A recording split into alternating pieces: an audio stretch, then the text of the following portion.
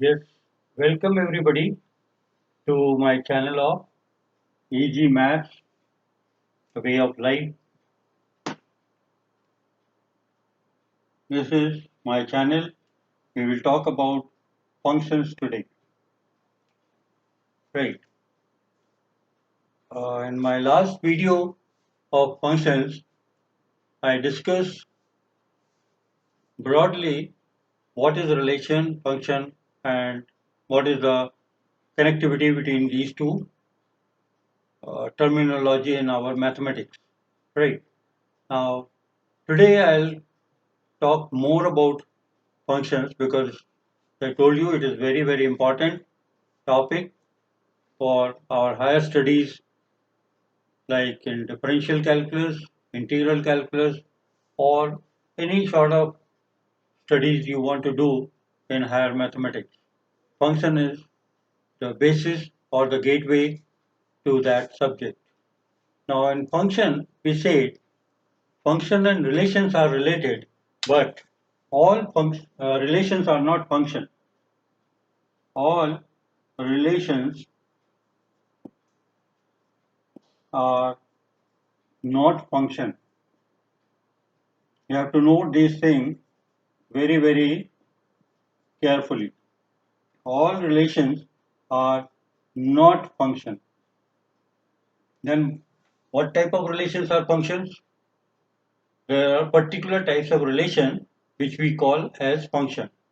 The relation having only one image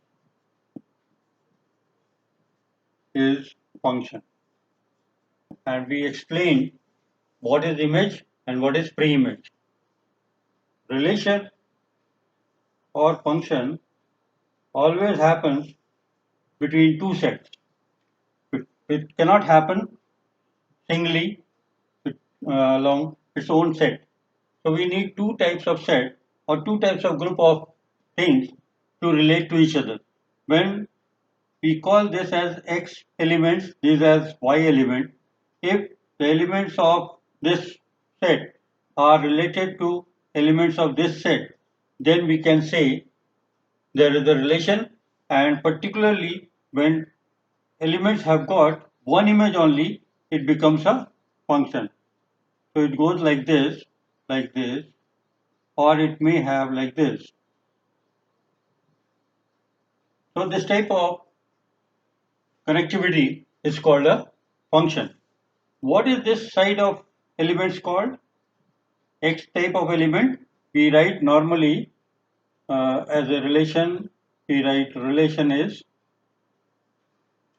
between the Cartesian product or Cartesian coordinates of Cartesian pairs of order pair of two elements such that X is some relation to Y. This is how we express a relation, right? Now, this we also call as domain, and this one we call as the range. We discuss about it. Now, how to remember domain and how to remember what is range. So I'll make it more clear and easy to keep in your memory. Suppose we have a domain. Domain we call all possible inputs. I have indicated function is a machine where we get something put inside and something is coming out. Whatever we put inside is called the input, and that input we name as domain. And whatever is coming out is called the output, and that output is also called the range. Whatever all possible outputs. So input and outputs are called domain and range. Now how to remember this? D is alphabetically coming before R. right? Similarly, x comes before y. Remember this, and then we can write that y is equal to fx, or fx is equal to, suppose, function of 3x plus 1. We denote the function as fx, where x is the input and this side is the output, 3x plus 1. Now we remember domain and range in this way. D is coming before R, so anything, as I said, function is also said to be written like order pair of x and y such that fx is equal to 3x plus 1. This is what we have written, or we can also call this as y is equal to 3x plus 1. Right. Now you see, for all values of x, we will get one particular value of y. We cannot get two values of y in this relation. And this relation is ultimately called the function. If I put x is equal to 1, then what I get y as 3 into 1 plus 1, that is equal to 4. It's a single value. Again you put x is equal to minus 1, then what you get, y is 3 into minus 1 plus 1 is minus 2. Values are differing 1 to 1.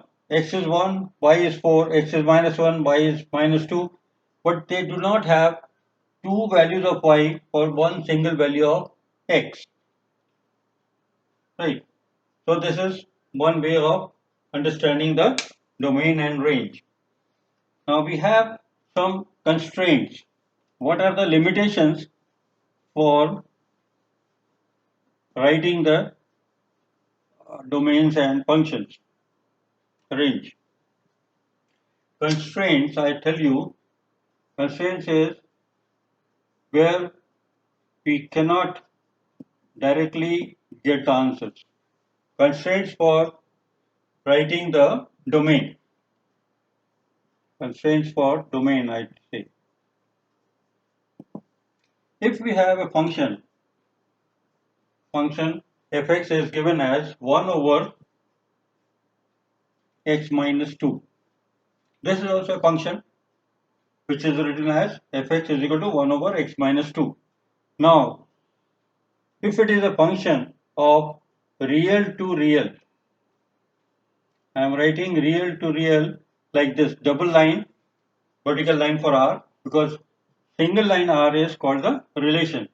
R is relation. So this, if I write R again here, you may get confused that why relation to relation. So normally in many books you will find relations or real numbers are written like this, double vertical line or a dark line vertical with our R. Now here, to get the real value for fx, it's a real to real means x is real as well as the y is real. So to get a real value of y, can we get real value if I put x is equal to 1? Then what will happen? This is equal to, or y is equal to 1 over 1 minus 2, 1 over minus 1, and this we can write as minus 1. So it's also a real number. Now if I put x is equal to 2, what will happen? Y is equal to 1 over 2 minus 2, which is 1 over 0, and this cannot be defined. We write as infinity. So this is where we don't get a real value of the y. We should get x and y as real because we say the function is defined such that R to R or real to real. Domain is real, range is real. So when we check the domain, we find if I put x is equal to 2, the y value is not readable. It is not defined, right? Not defined. So with the observation here, we say x can be all real numbers except positive 2. This is the constraint. Constraint means when domain is not possible to give a real range value. The domain value of 2, x is equal to 2, is not giving me a real value for the range. Try to understand now again. Function is given fx is equal to 1 by x minus 2. Function is defined from real to real. Means x is real, y is real. We check for x is equal to 1, we get a y value 1 over 1 minus 2, which is 1 over minus 1. Answer is minus 1. If I put x is equal to 0, then also I can get 1 over minus 2 and the answer is minus half. But if I put x is equal to 2 in this relation or the function fx is equal to 1 over x minus 2, I will get y is equal to 1 over 2 minus 2, which is 1 over 0, or it is undefined infinity. So to write the constraint, we say it is domains are, or the value of domains will be all real number except minus plus 2. Plus 2 is kept in a curly bracket, means this is not acceptable for writing the domain. We check one more example.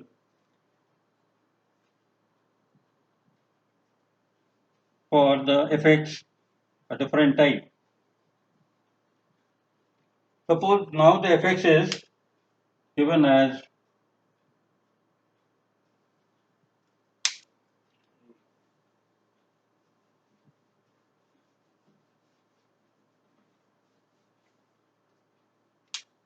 now the fx is under root of x minus 3. Again, this function is also real to real. This is also real to real. Then what is the domain? Here you see, for any value of x, can we get a real value of fx or y? Let us call it as y and then check what is possible. If I put x is equal to 1, if x is 1, then what will happen?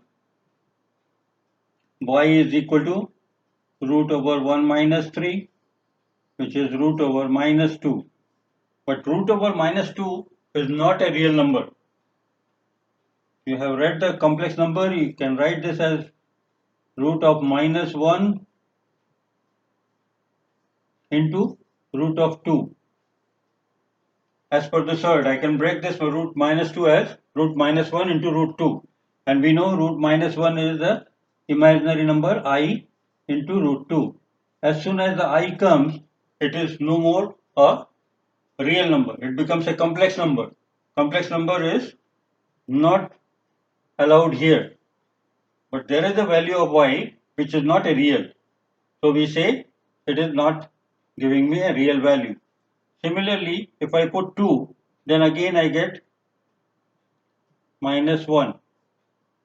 This is equal to I, as it is I. If I put x is equal to 0, this is when x is equal to 2. When x is 0, then I get y is equal to root minus 3, which is equal to root 3i. It is also not real. So we find that and 0 we don't get, 2 we don't get, 1 we don't get, then how we write the constraints? Constraints for writing the value of domain in this case will be, we write x is all real except x is equal to, or we write x is greater than, we always write x is greater than equal to 3. any value, if you write greater than or equal to 3, the y value will be a real number. X equal to 3 will give me a 0, so y is 0. If x is 4, 4 minus 1 or 3 is 1, so it's a positive number. Square root of 1 is 1. If x is 5, then 5 minus 3 is 2. So under root 2 is also a real number. So likewise we get all the real values. Okay, so you understood the constraints for writing the domain. So our denominator can never be 0. First constraint is denominator is never 0. If it is 0, we cannot give the answer a real number. Then we can say under root is never negative. Value of under root never 0 or never negative. These are the two constraints. Then for range, what we write for range. Let us explain what we write for the range. How we calculate the range. If your function is given as y is equal to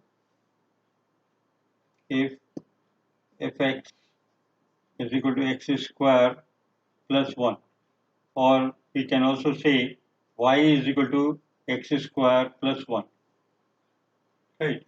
So to find the range, we have to write this expression in terms of x. So how we write in terms of x? We write x square is equal to y minus 1, or we say x is equal to plus minus of under root y minus 1. Correct? Now here, what is the y value or what is the x value? We should get always a positive number, no, or negative value. So under root of any negative number will not give me a real number. Correct? So y has to be always greater than equal to 1. If y is 1, then it will give me 0. So x will become 0. If my y is 1, then x is equal to 0. If my y is equal to 2, I get x is equal to root over 1. If my y is less than 1, y is minus 1, then x value is equal to root over minus 2. X value becomes root over minus 2. Correct? Are you understanding? Yes. I express this expression in terms of x. Y was equal to x square plus 1. Now I write x square is y minus 1. So we can take the square root on both sides and say x is equal to plus minus of root y minus 1. So y has to be greater than 1. As we saw in the previous case that under root we cannot get a negative number. So y has to be more than 1. If it is 1, then I get 0. If it is 2, then I get root over 1. If it is less than 1, that means it is minus 1, less than 0. Then it becomes x is equal to root over minus 2. If it is minus 2, if I put y is equal to minus 2, then it is minus 2 and minus 1, minus 3. So completely it goes out negative. So we can not have the y values less than 1. So this is the limitation. So like this we get the exceptions, and then we say that range is all value of our real number except equal to or less than equal to 0. Now how we understand a function? If we have drawn some graphs of the function, as I have drawn already here in the board, we will talk about that.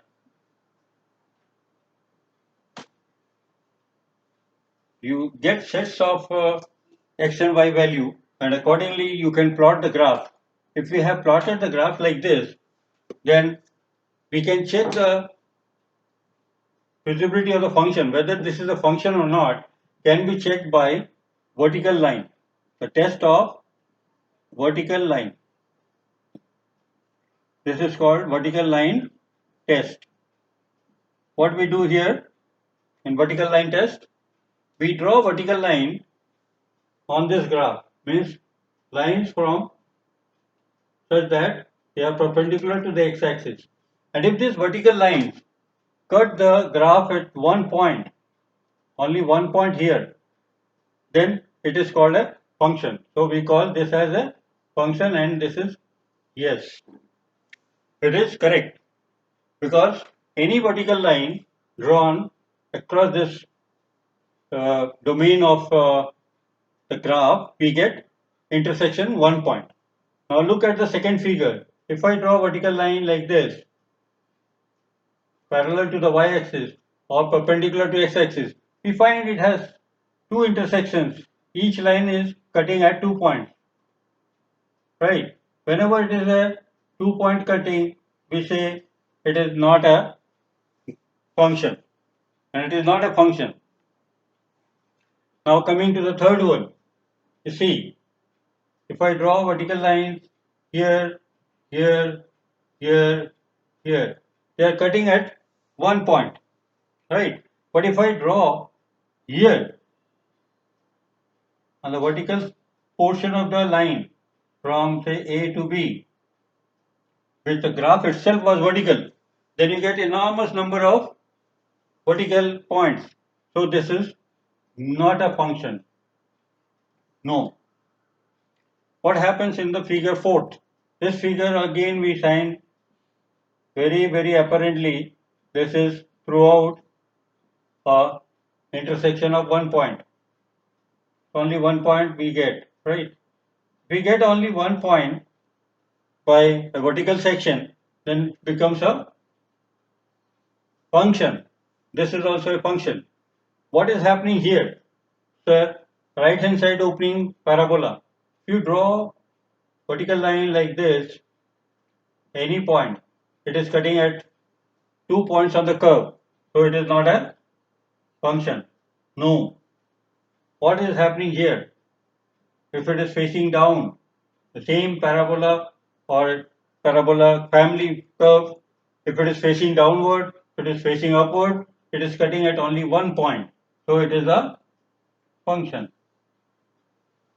So we have amply made clear what is a function, how to test a function, what is domain, what is range, how we have limitations on range and domain. So further continuation will follow in the next video. If you like this video, please put on a click on the icon and also subscribe so that you get intimations whenever I am putting up any next video for the similar topic or some different topic. If you have any comment, please do feel free to write on the comment section, or you can reach me through my email which I have already posted in my earlier video. Thank you very much for your valuable time.